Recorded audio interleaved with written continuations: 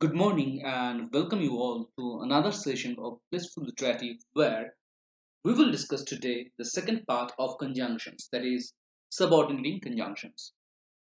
Those of you who follow this channel regularly know that already we have discussed about coordinating conjunctions, and for those who are new here, we will briefly revise that part. Briefly, basically the definition, the types, and the common examples of the type. So let's move on. Coordinating conjunctions join independent units into one whole. So basically, the things which are equal and have nothing to do with each other's construction, they are joined into one whole unit by coordinating conjunctions. By the way, we use the example of adhesives, gums, when we talk about conjunctions. They join several units. Can be sentences, can be clauses, can be phrases, can be words, any kind of words, nouns, pronouns, anything. They join all these things into one whole meaningful unit. So coordinating conjunctions, they join independent units. Units which are not dependent on each other for their meaning, and they do not involve anything or has to do anything with the construction of each other. The various types of coordinating conjunctions include cumulative, which is the addition type. We add something, bread and butter, like that, cumulative, total. Disjunctive or the alternative conjunctions. This kind of conjunction provides alternatives. Then comes adversative, which gives the opposition, the opposite kind of thing, either this or the opposite of it, not an alternative, the opposite. And finally, elative, which comes from elation, that is, it provides some conclusion, some inferences. We draw some logical conclusion from something, and that gives us elative conjunctions. So let's have a look at the various examples of each type. First of all, we have cumulative. The examples include and, both, and, as well as, not only but also, also. Remember one thing, when we are using these three dots to indicate a group of conjunctions, that is both and, both used in the same sentence together, remember that the units they join, like not only but also, the units which these groups join, they must be parallel in construction to each other. The construction of each unit must be same, and this goes also for the other conjunctions as well. The construction of the units joined by conjunctions must be the same. That is, the subject verb arrangement or the complement, whatever be the arrangement of the sentence unit, it will always remain the same. Moving on to the next part, disjunctive, or as we said, alternative. They include, as you can all understand, either or. The alternative, neither nor, none of the alternatives, or. Again, some alternatives or otherwise. Again, they all indicate alternatives. They are also known as disjunctive conjunctions. Then comes the opposite, adversative. Remember the word adversary, your opponent, somebody who is posited in the opposite end to where you stand. So they give us the opposite conjunctions. They give us opposite suggestions. For example, we have but. So you want to do this, but you are doing that. Opposite of what you actually wanted to do. Yet, still, however, nevertheless. On the contrary, the word contrary is already within, contained in this example. While, whereas, only. You can accompany us only if you promise not to speak. So again, opposite of something. If you accompany me, we are expected to talk, but only if you don't speak. Again, opposite situation. Finally, we come to the elative part, which gives us inference. And therefore, we have therefore, so, consequently, and even for. Some people think that for is a weakened because, and the clause which is introduced by it may look like a subordinate one. But understand that a conjunction for is coordinating. It introduces a statement by way of explanation as a kind of afterthought. Okay, You say something and you provide something as an afterthought more than it comes as a not it comes as a reason for something, it comes as an afterthought. You add something, right? For example, you can say, I do not like him for he's a wicked boy. It should be like this: since he's a wicked boy, because he's a wicked boy, as he's a wicked boy, I do not like him. But what you're doing here, you're actually adding this part for he's a wicked boy as an afterthought. It comes afterwards, your main idea, I do not like him. And on the other hand, he's a wicked boy is independent of the fact that whether I like him or not. Even if I liked him, he would still continue to be wicked. And so far as grammar constructions go, he is a wicked boy. This portion does not influence in any way the construction of this part, I do not like him, or vice versa. So this also comes in the coordinating conjunction type. Now moving on to our today's discussion, subordinating conjunctions. As opposed to coordinating conjunctions, which we learned joins independent units, we can easily understand that subordinating conjunctions, they will have some, as you can see from the title, subordinates. People working under a boss, subordinates. So there will be a primary clause, principal clause, and subordinating conjunctions will join something below that. Its own stature. So if there is something principal, something primary, the other part will be dependent on it for the completion of its meaning. That is the sense of subordinating conjunctions. So let's have a definition first. Conjunctions which join units which are dependent on each other for the completion of their meanings are called subordinating conjunctions. So as opposed to coordinating conjunctions, subordinating conjunctions join units who are dependent on each other for the completion of their meanings. They rely on each other to convey the complete sense. Let's move forward. Now, clauses. Remember, we talked about coordinating clauses last class. Actually, the clauses joined by coordinating conjunctions are also known as coordinating clauses, which are not dependent on anybody, any part of the sentence. But clauses joined by subordinating conjunctions are called subordinating clauses, as they join these units with one principal clause and thus complete their meaning. As I said, subordinating conjunctions provide the meaning of the clause only by joining it with the primary or the principal clause. Otherwise, it will only be a part of a sentence. It will definitely have some meaning, but the complete sense of it will be unavailable till it is joined with the other part, the principal clause part. Let's have some examples. I paid Ashok, whose interior designing work is top notch.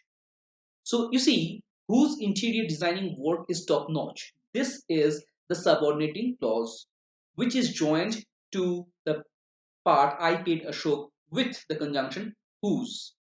Now, if you consider this part, whose interior designing work is top notch, fine, there is some meaning that he is a master interior decorator. But what is the complete sense? Why is it important? Because I paid him. And this comes as a reason why I paid him. So you see, it is dependent on the other part, the principal clause part, for the completion of its meaning. Similarly, we have until spring arrives, we have to be prepared for more snow. Again, these two parts joined together by until, indicating time. As soon as he came in, the rains started. Again, as soon as. The two parts, he came in, the rains started, joined together by as soon as. Now let's talk about the various kinds of subordinating clauses. Now, before we move forward to the kinds, to the types of subordinating clauses, just stop for a moment. See, when we did coordinating conjunctions, we talked about the various types, but there were not many. It is easily understandable because they were joining two equal units, two, three, whatever be the number, they were joining equal units. Now, people who are equal, okay, let's just consider people who are egoists or equal level. It is said, it is commonly understood that people who are equal in the talents cannot tolerate the company of each other. There will be clashes because they will both be fiercely independent minded, not at all ready to accept the other, to bow down before the other. So, naturally, there are not many types. It is said that in a jungle, there is only one tiger. They mark their own area. So, again, those who are independent, those who are fiercely independent, does not depend on anybody else. They try or they choose to live alone. And so we have coordinating conjunctions where we don't find many types. But as we move forward to the subordinating conjunctions, we find them living in a community. We find them depend on each other for the completion of the sense. So this barren tree will be completed into one whole fruitful entity only if all these elements come together. So we have the time, subordinate conjunction indicating time. We have conjunctions indicating the cause. We have some conjunctions which indicate purpose. As you can see, you can easily understand by now that basically what these things are doing, they are in a way a kind of adverbs. They tell us about the time, cause, purpose, all these things. We have adverbs. Remember the different types of adverb: time, place, manner, purpose, cause, all those things. Similarly, subordinating conjunctions, they provide us those kind of information. So let's move on. Let's complete. Effect, they also tell us about the effect. And apposition, they are used as appositives. We have conditional conjunctions as well as manner, concession, and comparison. And thus we have a whole lot of subordinating conjunctions, the whole family tree of this particular type. I know it's really much. There are so many kinds, so many types. At least I can see nine almost around here. But don't worry, they may be huge in number, but indeed they are very easy to understand. After all, what they do is to join sentences, and we do that every time. Even in this sentence, when I said, and we do that, I joined. It's another thing that I used coordinating conjunction, but still, you get the flow, right? So moving on. First of all, let's have the time conjunctions. We have till, then we have before, and we have since. Apart from these three, we also have when and while, until, all these things. And lastly, but not the least, we have after. So these are the time conjunctions. They are subordinating conjunctions and they tell us about the time. As you can see that these words before, since, until, till, when, while, after, they can also be used as adverbs. So in a way, understand this: when we are talking about subordinating conjunctions and connecting them with subordinating clauses, always remember that they more often than not take adverbs to complete their sense.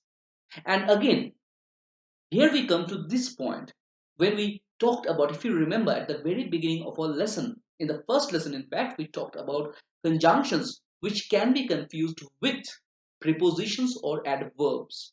So until, till, these can also be used as prepositions, they can also be used as adverbs, and in this chapter, we will be using them as conjunctions. So it is very important to understand the role that they play and the way that they're used. And the best way to understand that is to have some examples.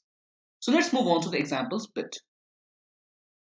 Wait till it is morning, or wait here until I return. So wait, instruction, imperative sentence, it is morning.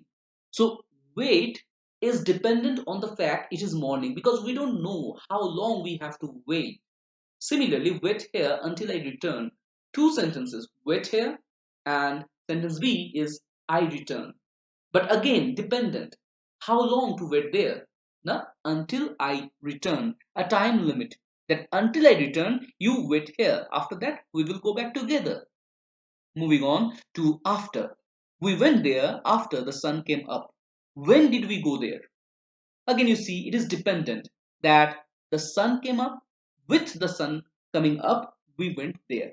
So, again, our going there is dependent on the time fact of the sun's coming up. Similarly, we have before. He came here before we were up.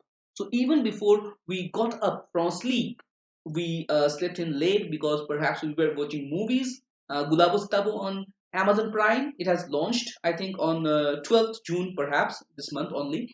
So perhaps we were watching that and we slept late, and so we woke up late. But people, they do like to disturb us, and that's why they have come before time, before we are even up and running around.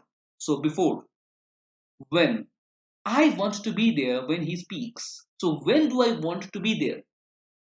It is dependent on the fact that he will be speaking and I want to listen to him speak. So that's the time I want to be there, not any time else. While don't play outside while it pours. So you can play outside, fine, go ahead, nobody's stopping you. But there is one particular time when you should not play outside, and that time is when it is raining, when it is pouring. People say it doesn't rain, but it pours. So fast, a major rainfall. Okay, so it is dependent.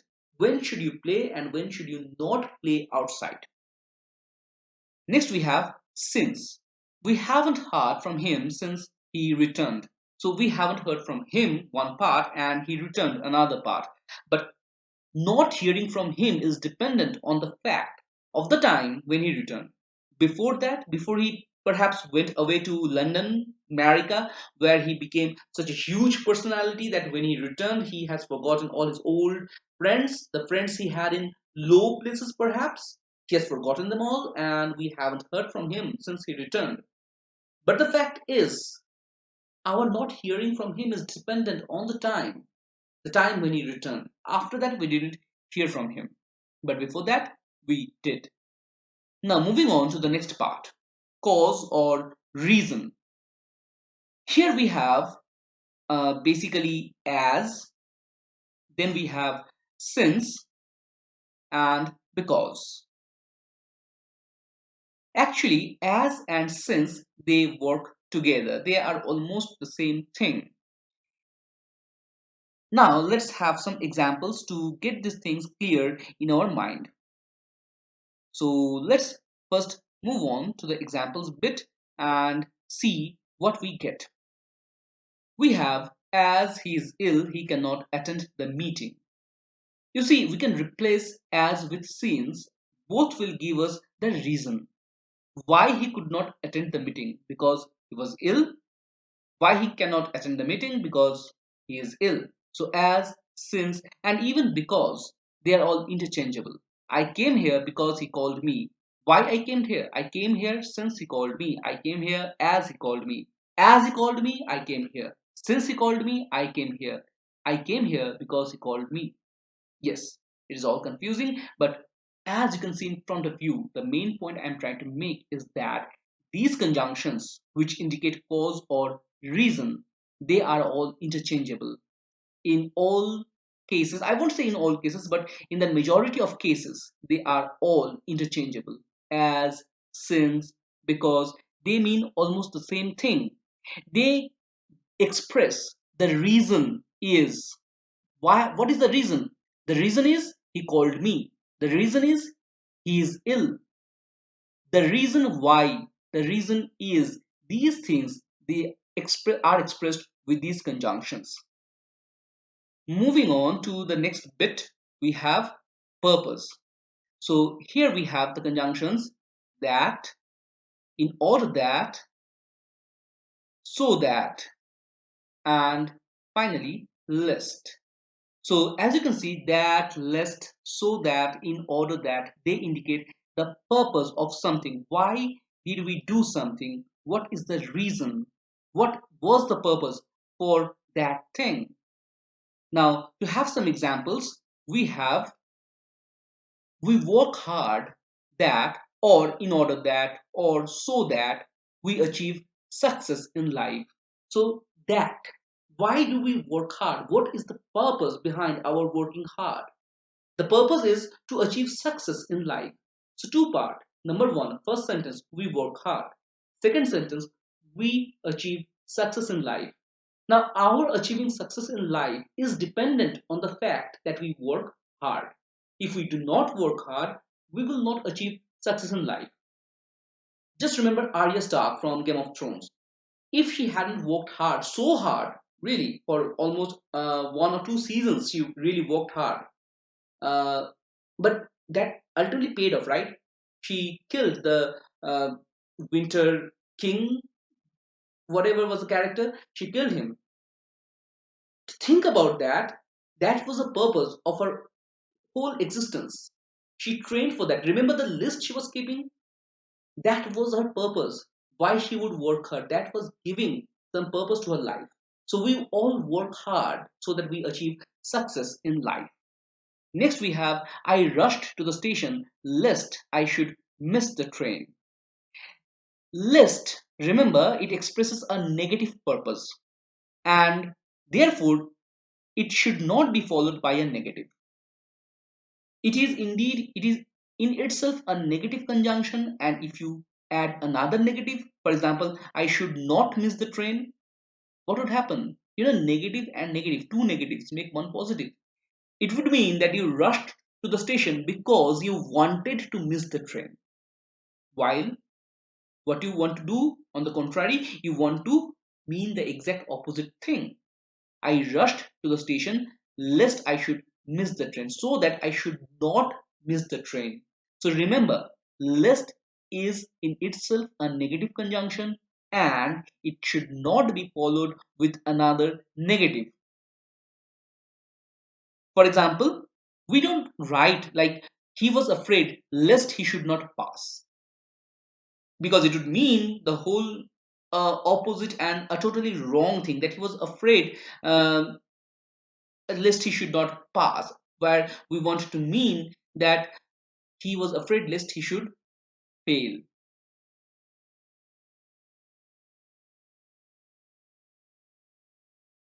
Okay, so I hope that sank in, right? Anyway, moving on to the next part. Next we have the example of apposition. For apposition we have that, not many, only one. For examples we have, remember this is used as an appositive. So for example we have, he told us that he would be there. So he told us, full stop, he would be there, and they're joined together by the appositive that. If you remove that, what will happen? He told us he would be there. It will still be a complete sentence. But that is the main purpose. We are breaking a complete sentence using appositive. Appositive that. He told us that he would be there. Now moving on to the next part, we have condition. In this part, we have conjunctions like if. See, we are trying to give some condition here, right? Place some conditions, put some conditions. So accordingly, we will have conjunctions as well. So we have if, we have whether, we have provided, and finally we have unless. So all these conjunctions, they actually provide some kind of condition. Okay. For example, if we want to check on this, we will have some examples to understand the basic concepts. So here we have, he will come if you invite him personally. So if you invite him personally, that is the condition. Under the condition that you invite him personally, then only he will come. Otherwise, he won't. Unless you invite him personally, he won't come. See, it means the same thing, the first sentence, just as it is. But depending on the use of conjunction, the kind of conjunction we're using, if or unless, the sentence is changing, but the meaning is the same. This is also handy if you want to transform a sentence from positive into negative without changing the meaning. You see, he will come if you invite him personally. This is positive. There is no negative in it, no not, nothing like that in this. But in the second sentence, unless you invite him personally, he won't come. We are using the negative element not, therefore making it a negative sentence. He is coming to the party whether you like it or not. Again, he is coming to the party whether you like it or not. That is the condition. And we are not really paying any attention to the condition, whether you're liking it or not. We don't care. Finally, we have he will join the party provided you invite him personally. We are going back to the first sentence again, but again in a different way. He will join the party provided you invite him personally. Moving on to the next part, we have the effect conjunctions. So that, such that. So these are basically the two kinds of effect. These conjunctions, they introduce the effect something has on some other thing. For example, we have the news is so good that it cannot be true. What is the effect of the news being so good? The effect is it, in all probability, is a false fake news. The news is so good that it cannot be true. So, if we want to have two different sentences, what will we have? The news is good, number one, and number two, we will have the news is not true. The second sentence will be the news cannot be true. And when we join these two things together, we have the news is so good that it cannot be true. Incidentally, remember this point, we use to, T-O-O-2 and TO2 to transform this negative statement, which is cannot, you can see here, into positive. The news is so good that it cannot be true. We can also say the news is too good to be true. And thus we will convert one negative statement into a positive one. We can also say he is so tired that he cannot walk any further. He is so tired that he cannot walk any further, and we can convert it into positive by saying he is too tired to walk any further. So remember, so that this combination always gives us a negative element, which is converted into positive by using to, T-O-O-2 and then TO2. Next we have the example of he is such a simpleton that a child can rob him. Simpleton, a foolish person. He is a simpleton. Full stop. A child can rob him.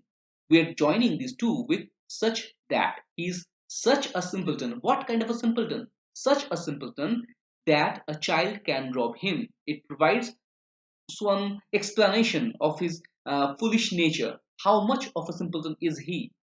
He is such a foolish person that a child can rob him.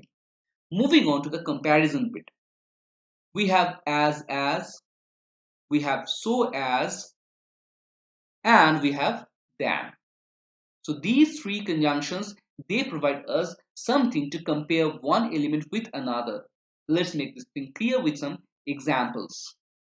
So for examples, we have he is as cunning as a fox. So we are comparing him with a fox. A fox is cunning, he is equally cunning. Or he is cunning, a fox is cunning, he is as cunning as a fox. So we are comparing him with a fox. Next we have she's prettier than you. Again comparing. She is prettier. You are pretty. She is more pretty. She's prettier. So she's prettier than you. Similarly we have the last one. I am not so hungry as you are. So as. Comparing my hunger with yours. Moving on to the next bit, we have manner. So for manner, we have as so, we have next as though, we have as if, according as, and finally we have, oh, sorry, those are the things that we had. So that is, in a manner of speaking, I made a mistake. Moving on to the examples, we have, for example, as you work, so will you gain. So manner, how will you gain? As you work, the way you work is the way you will gain. If you don't work properly, you will not make a good gain. And if you work hard, give your 100%, you will definitely gain 100%. they will be chosen according as they are fit. So the way they are fit, they will be chosen according as. He behaves as if he were the owner of this place. So how does he behave? He behaves as if the owner of this place. He is not actually the owner, but the manner of his behavior, that is just like that. And finally, we have he keeps walking as though he were never hurt in the leg. How does he keep working? As though he were never hurt in the leg. Remember one thing, as if, as though, these should invariably be followed by a past conditional, like as if he were, as though he were, always past conditional, and not never by a present form. Okay, uh, this is very important and it should be remembered. Otherwise, the sentence, despite being everything in its proper place, will be wrong if you don't use the past conditional. So, moving on to the next part and the last part of our discussion, we have concession. Here we have though, although, as, however, whatever, and whoever. So, they tell us the concession, right? They allow for something to happen even though it was not supposed to happen. So they indicate this concession, this allowance. Concession here actually means allowance. So let's have some examples to understand this final set. Although he is sad, he puts on a brave smile on his face. So concession, he is sad, but at the same time, he puts on a brave smile on his face. Or you can say, though he is poor, he is honest. A very common example. Next we have, though he is sleepy, he has miles to go. Remember Robert Frost's poem, Miles to Go Before I Sleep, Miles to Go Before I Sleep? Do you know the name of the poem? Yes. Stopping by the woods on a snowy evening. So, though he is sleepy, actually Frost was not sleepy. The narrator, the speaker of the poem, he was enamored by the beauty of the dark, deep woods. But anyway, in this sentence, though he is sleepy, he has miles to go. Tired as I am, I will finish my work. So I may be late. Allow me for that because I am tired. Tired as I am, I will finish my work. However strong the walls may be, they cannot withstand the siege. So make allowance because the walls cannot withstand the siege. Next we have whoever. Whoever you may be, we will not entertain you here. So you will not be entertained here. There is no allowance for that. Finally, we have whatever evidence you may produce, they prove nothing. And thus, we come to the end of this session. And whatever you may say, we will not continue this any longer. Actually, with this example, with this set of concession conjunctions, we come to an end of coordinating conjunctions as well as subordinating conjunctions. There is something left still, namely connectors or linkers. They are not, even if the name suggests so, they are not the same as conjunctions. Yes, conjunctions connect sentences, words, units into one whole. But linkers, they help us maintain a flow, right, through sentences. So they're a bit different, and we will discuss the linkers in a separate class. But till then, keep learning, and I hope you have understood this chapter well. But still, if you have any doubt, any question, anything at all, do reach us, and we will surely reach back to you with explanations. Till then, bye bye.